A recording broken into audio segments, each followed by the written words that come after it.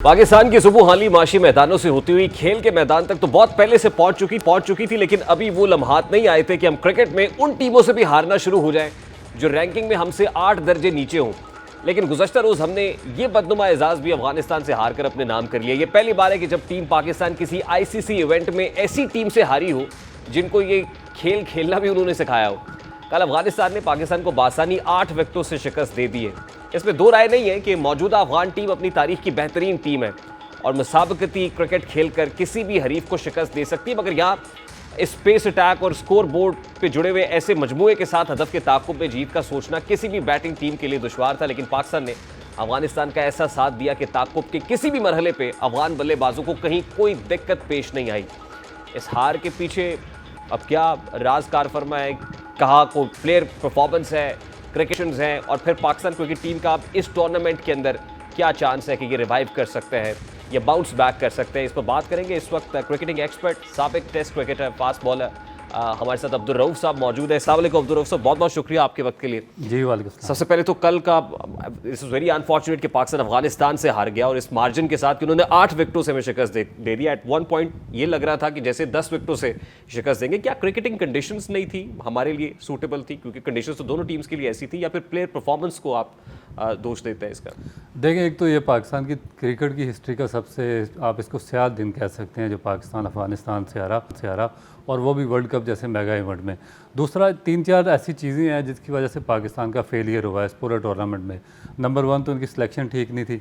आपके जो प्लेयर्स थे पिछले 2-3 साल से सफ़र कर रहे थे, आउट ऑफ फॉर्म थे, मगर उनको दोबारा सेलेक्ट किया गया। और उनको किस लिए सेलेक्ट किया गया? उनको जो पाकिस्तान क्रिकेट बोर्ड की हाई ऑफिशियल्स हैं, मैनेजमेंट है, सिलेक्शन कमेटी है, उनकी इनकम्पिटेंसी की वजह से सेलेक्ट किया गया, क्योंकि उनका कोई विजन नहीं था कि आगे हम वर्ल्ड कप के लिए टीम लेकर जा रहे हैं तो हमें किस किस्म के प्लेयर सेलेक्ट करने चाहिए।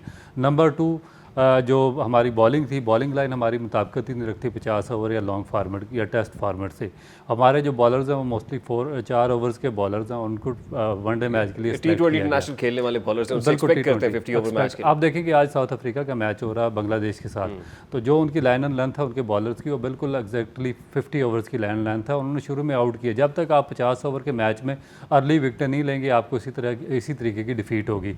हमारे बॉलर शुरू से ही डिफेंसिव मोड में थे, क्योंकि जब आप 20 ओवर्स की क्रिकेट खेलते हैं तो उसका स्टैमिना या उसका बैकग्राउंड और होता है। जब आप लंबे ओवर की क्रिकेट खेलते हैं उसका टोटल सिनेरियो चेंज हो जाता है।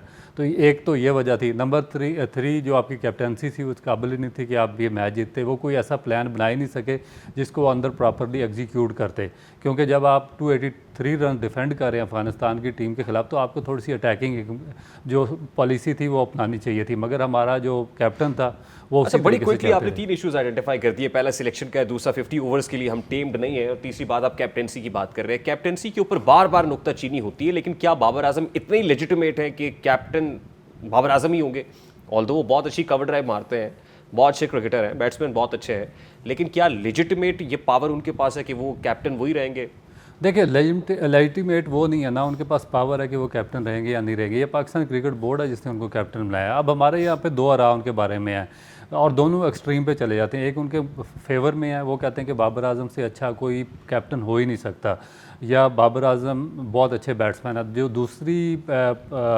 जो दूसरा उनके बारे में बात करते हैं लोग, दूसरी राय ये है कि वो इस काबिल नहीं है कि उनको पाकिस्तान टीम में एज ए कैप्टन सेलेक्ट किया जाए, या प्लेयर भी अच्छे नहीं हैं। तो वो दोनों एक्सट्रीम लेवल पर चले जाते हैं। मेरा ख्याल में कि उनसे अच्छा प्लेयर पाकिस्तान में कोई भी नहीं है, मगर उनसे कैप्टनसी नहीं हो सकती, क्योंकि काफ़ी अरसे से पाकिस्तान क्रिकेट बोर्ड उनको चांस दे रहा है, मगर वो प्रॉपर तरीके से डेवलप नहीं कर सके।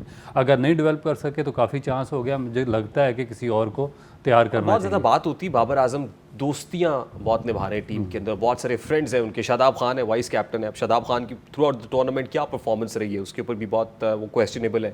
फिर कल आपने नवाज़ को नहीं खिलाया, लेकिन नवाज़ की परफॉर्मेंस के ऊपर भी बहुत सारे क्वेश्चन मार्क्स है। इसी तरह और हसन अली को आपने खिला लिया। वसीम आपके साथ बहुत अरसे से कैंप में है, लेकिन वसीम को आप चांस नहीं दे रहे। तो ये तमाम तर इश्यूज़ हैं, ये इनकी रेक्टिफिकेशन आपको नज़र आ रही है नियर फ्यूचर? सर, इनकी रेक्टिफिकेशन नहीं हो सकती जब तक आपका कोई मेरिट पे चेयरमैन नहीं आता और पूरा जो आपकी मैनेजमेंट चेंज नहीं होती। क्योंकि देखें, ये तो मिस्टेक सबको नज़र आ रही थी। आप एशिया कप में सफ़र किया, आपका एक बॉलर इंजरी का शिकार हुआ और आप फ्लैट आउट हो गए। आपने वहाँ पर जो आपकी बेंच स्ट्रेंथ थी वहाँ पर बंदे बैठे हुए थे, मगर आप रिप्लेसमेंट आपने वहाँ से नहीं ली, बल्कि आपको पाकिस्तान से 2 बंदे बुलाने पड़े और उनको इतना ट्रैवल करा दिया कि वो खेलने के काबिल ही नहीं रहे। अब जो वर्ल्ड कप में आए हैं, नवाज़ की जगह देखें कि हमारी इतनी मजबूरी है कि आपको पता है कि जो आप इंडिया में बगैर अच्छे स्पिनर्स के मैच नहीं जीत सकते, फ्लैट स्पिन पिचे हैं। आपके नवाज़ और जो शादाब खान 2 साल से आउट ऑफ फॉर्म है, उनकी रिप्लेसमेंट पे उसामा मीर बैठे हुए हैं जो कि 50 ओवर का वो प्रोडक्ट ही नहीं है, ठीक है। अब आपके नवाज़ अनफिट हुए और आपके पास रिप्लेसमेंट नहीं है, आपको दोबारा out of form Shadab Khan को नवाज़ की रिप्लेसमेंट पे शामिल करना पड़ा।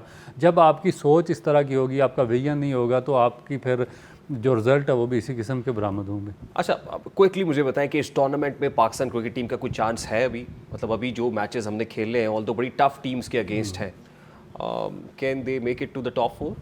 देखें, पाकिस्तान का अभी न्यूजीलैंड, साउथ अफ्रीका और इंग्लैंड के खिलाफ मैच पड़ा हुआ और टफ मैचेस हैं।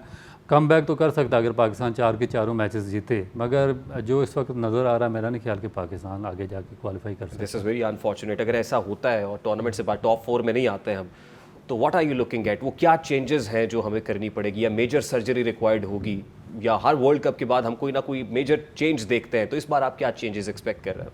देखिए, ये तो हर दफ़ा शोर उठता है। 2003 में हम पहले राउंड में बाहर हुए, 2007 में बाहर हो गए जब बॉब वोल्मर का वो सुसाइड का इंसिडेंट हुआ। उसके बाद 2016 में यही इंज़मामुल हक चीफ सेलेक्टर थे, आपको फिर वापस आना पड़ा। अब दोबारा इंज़मामुल हक हैं, दोबारा वापस आना पड़ेगा। तो ये पाकिस्तान क्रिकेट बोर्ड की जो मैनेजमेंट कमेटी है, उनको पहले सोचना चाहिए था कि भाई जिस आदमी को हम चीफ सेलेक्टर बना रहे हैं, जो टीम भेज रहे हैं, क्या वो इस काबिल है कि वो कोई अच्छे रिजल्ट प्रोड्यूस कर सकती है। तो अब दोबारा शोर उठेगा, सारे चेंज करें, एक दो चेंजिंग हो गया, ख़त्म हो जाएगा। कुछ खिलाड़ी आउट हो जाएंगे? देखिए, खिलाड़ियों के आउट होने या ना होने से नहीं फ़र्क पड़ता। जब तक आपका पूरा स्ट्रक्चर ओवरहाल नहीं होगा, आपका नीचे से डोमेस्टिक का ढांचा चेंज नहीं होगा, कोई फ़र्क नहीं पड़ेगा। वो नियर फ्यूचर में होता हुआ देख रहे हैं? मेरा नहीं ख्याल, क्योंकि हम बातें सुन रहे हैं काफ़ी अरसे से और आगे भी बातें सुनते रहेंगे, कोई प्रैक्टिकल इसका हाल नज़र